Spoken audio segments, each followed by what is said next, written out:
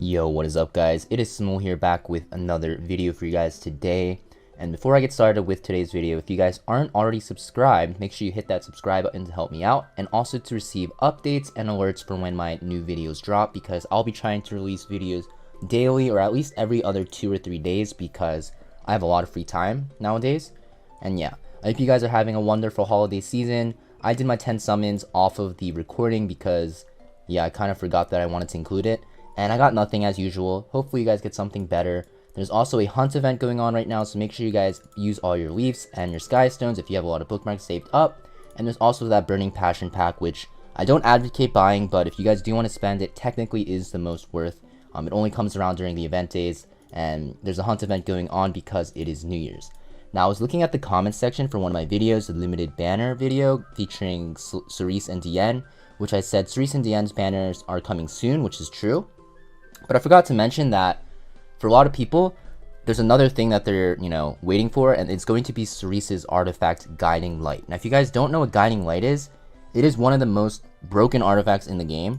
I'm just going to say it outright because if you guys look at the effect, basically it gives you stealth at the start of the battle, and also at the end of your turn, you have a chance to get stealth for 2 turns. So it's not even just 1 turn, it's 2 turns, and this activates every 2 turns. So if you get lucky, you can have basically permanent stealth. It's very good on units that have like turn cycling and extra turn soul burns. So Landy is like the best user of it at the moment. As you guys probably already know, Landy is probably one of the best DPS units in PvE and PvP. And in PvP, if you run her on Guiding Light, she becomes immensely more tanky because stealth also gives you damage reduction against AoE attacks. So basically, you start the turn stealth, you can't get one-shotted. It's also why Milim was released, because if you guys look at Milim's S2, it will dispel stealths. So basically, what this, like right here, Dragon Eye, Milim Eye at the start of the turn, dispel stealth from all enemies. And this was basically put in the game literally just to counter Landy on Guiding Light. That's how broken Guiding Light is on Landy. Now, if you guys don't have this artifact, you guys definitely want to save your powder for this. It's going to be 240 powder. Going to be out when Cerise releases. Honestly, it is really good to limit break as well because the chance goes up. I'm going to be pulling for the artifact for sure with my bookmarks and save all my bookmarks and try to get a max limit break copy. Now, if you guys don't have Landy because you started after her banner, didn't have a chance to pull her, it's still a very good artifact, guys. You can use it on Cerise, it's very good. You can use it on basically any ranger DPS. A lot of people use it on Faithless Lidica as an opener. Very strong artifact. You definitely want to get one of these. One of the most broken artifacts in the game by far. Now, having this artifact will allow you to either build Landy more squishier or even more tankier and make her super tanky. And yeah, basically there's no drawbacks. If you build her on a squishier build, on a cleave build, you can even put her on Guiding Light and she will proc her stealth and be able to take multiple turns and one-shot teams. If you have her with a Toggelhal's Ancient Bookholder, you can always soul burn this and try to get that extra chance at trying to get this to proc. Very, very powerful artifacts. You really want to make sure you save all your bookmarks for it. Now, Diane's artifact's not that great, honestly. I don't think it's one of the better artifacts in the game because there's a lot of Soul Weaver artifacts already in the game that are very, very strong. But Landy's artifact for sure, or not Landy's artifact, Cerise's artifact for sure, Guiding Light, you're going to want to buy. I say it's Landy's because Landy is the best user of it by far. So please make sure you save up at least 240 powder right now. If you guys don't know what to do or how to save up your powder, when you're pulling with this 10 summon event, you're going to get a lot of 3-star artifacts like this. Just make sure you just, sell these, extract these, not extract, but sell the 3 stars that you don't need, right? Like at my point of the game where I'm at, I can just sell like basically every single 3-star.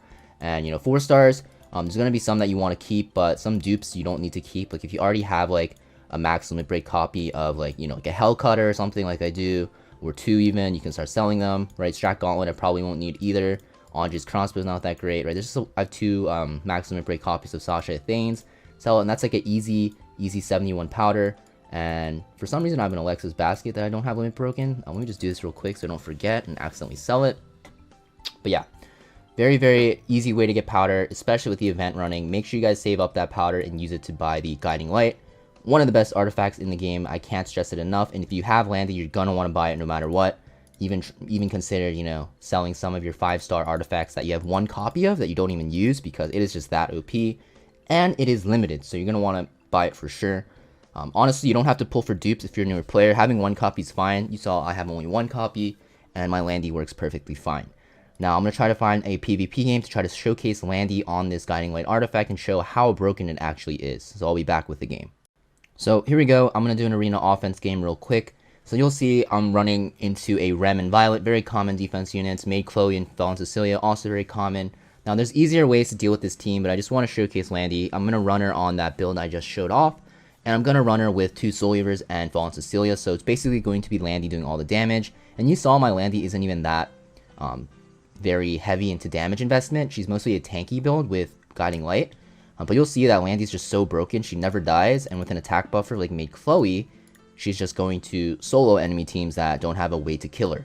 And by building her tanky like I did and running her on Guiding Light, there's no way she actually dies. It's like literally impossible to kill Landy's. You'll fight her a lot on defenses as well, but it's really annoying to deal with.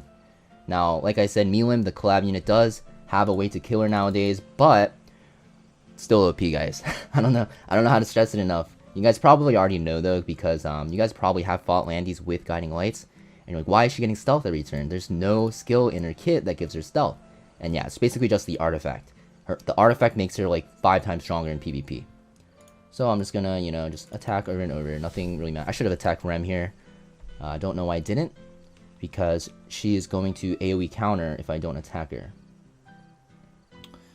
So yeah, this is a really easy way to cheese arena offense. So I don't have an arena offense team guide, but a very common one, once you get Landy and once you have Guiding Light, is going to be Landy like auto teams. Like honestly, I could just auto this right now, and if I auto it, I'll definitely win anyways.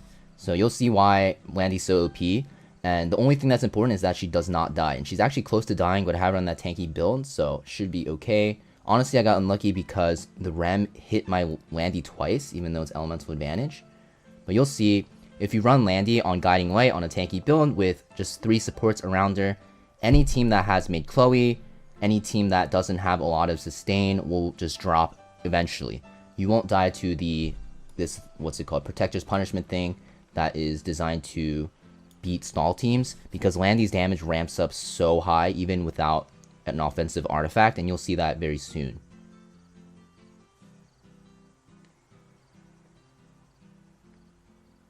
And you just see over and over, I'm just S3ing over and over. Honestly, I'm not getting that lucky with my Guiding Light proc, so Violet's going to keep going into her, but it's okay. And yeah, obviously when you, not obvious, but when I auto, honestly, I should be targeting Rem here. So you saw I clicked her because I don't want her to AoE attack like this, yes. Do I get the stealth? No stealth because game hates me, happens, it's fine. But yeah, like I said, if you guys are looking for a very good arena offense team, Landy with Guiding Light, Soul Weavers, tanks, you don't even need these ML 5 stars. I know some of you guys are looking at this and being like, wow, you have 3 ML 5 stars, that's why. You can run Amomo, it's fine. You can run Crow, RGB 5 star. You don't have to run FCC. Honestly, FCC is not that great anymore. You can also run, like, I don't know, not Tamarin, Doris, Magic Scholar Doris, Specialty Change Doris. So you can run it like a completely free-to-play team. And because she revived, she's actually not being targeted. But you'll see, it does take a while, so that's a bad thing about this team. The fastest way to climb actually is by using Cleave. But with the current meta, it's kind of hard to Cleave nowadays, because there's just so many counters to Cleave, right? You have like evasions, you have counter attacks. If you get unlucky RNG, you just lose. But in general, the safest way to climb is going to be with these auto teams that you use with Landy. The fastest way to climb is going to be Cleave. Now you can manual it to make it faster, but I'm just showing you that if you guys are lazy like me and you guys want to, if you run on your computer on BlueStacks or Nox player or LD player, you can just alt tab and watch like YouTube, watch my YouTube videos while doing this, really sick, but hopefully she's gonna get her S3 off, but that's fine. I'll just S3 with my Landy again. So you'll see Maid Chloe is a very annoying team, or a really annoying unit to face on defense, especially if you don't have good damage. But Landy just negates that because she's just constantly S3ing over and over. It's like really good that she actually revives people and puts the buff up for me. And you'll see the Guiding Light proc here, so Violet's gonna go into my tank, or my Ruel. Actually, my Guiding Light did not proc here. I actually don't know why I went into my Ruel. But yeah, you'll see like this fight's taking a while, but this is how it is if you want to climb safely on an auto team. There's not really much you can do. In the past, you could run SSB as well. Honestly, SSB is good as well.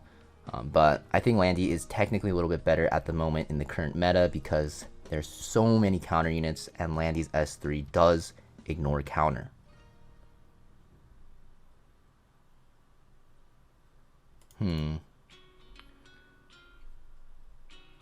It's taking a while, but hopefully this ends soon. Honestly, there's no way we lose this, right? Because they actually just don't have a way to deal with the Landy damage, especially once the mate Chloe goes down here. But yeah, you can see like Landy on this tank build, she's like not like 250 crit damage and like 3 point some attack. She does so much damage. Like it doesn't even matter that I don't have that much damage investment into her because of how her S2 works, right? It gives her so much free damage basically. Like I'm just critting for 7k on Rem there.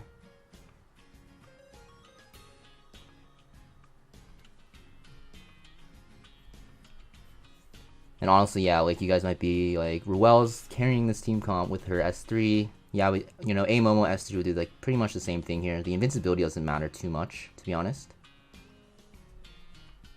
And you're going to see my Landy's going to wipe the floor here with her next S3 with the attack buff. And that should be pretty much GG at this point because honestly that's a lucky dual attack, but it doesn't matter. Maid would die here anyways.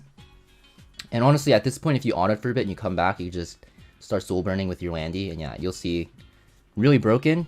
Imagine like Landy being this tanky and then just one-shotting enemy teams like that. Crazy unit, right? Smilegate, great job releasing Landy. Might have over buffed her, done some crazy damage for how tanky she is. I'll just look at her stats once again if you guys are curious what my Landy looks like.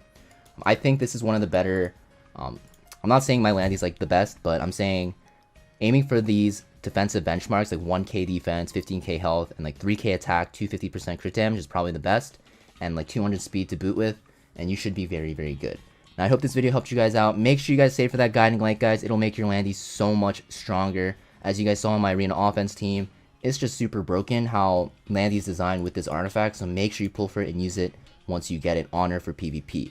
As always, guys, make sure you leave a like, comment, and subscribe. It really helps my channel out a lot, and I'll see you guys next video. Peace.